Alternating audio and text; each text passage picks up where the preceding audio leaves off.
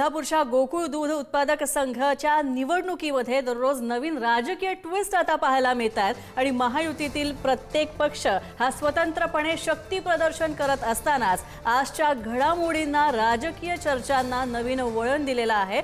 तसंच सतेज पाटील यांच्यासोबत असलेले अरुण नरके हे महादेवराव महाडिकांसोबत एकाच वाहनातून भाजपच्या मेळाव्यामध्ये दाखल झाले होते आणि त्यामुळे नवीन चर्चा रंगलेल्या आहेत। सगळ्यांच्या भुवया उंचावल्यात आणि नव्या समीकरणांची चर्चा आता इथे सुरू झाली आहे। त्यामुळे ही निवडणूक आता कशी वळण घेणार याकडे सगळ्यांचं लक्ष लागलंय। तर 2 दिवसांपूर्वीच हसन मुश्रीफ गटानं 1900 ठराव दाखल केला आणि दावा केला होता हा, आणि आज शिवसेनेकडून 1500 तर भाजपकडून 1431 ठराव दाखल करण्यात आल्याचं सांगण्यात येत आहे। आता उद्या सतेज पाटील गट सुद्धा मोठं शक्ती प्रदर्शन करून ठराव दाखल करणार आहे असं समजतं आणि आज मात्र अरुण नरके आणि महादेवराव महाडिक हे एकत्र दिसले। भाजपच्या मेळाव्यात ते पोहोचले होते एकत्र आणि त्यामुळे गोकुळच्या दूध संघाच्या या निवडणुकीमध्ये आता काय नवीन राजकीय समीकरणं होऊ पाहतायत का याकडे सगळ्यांचं लक्ष लागलंय। तर दुसरीकडे आमदार राजेंद्र पाटील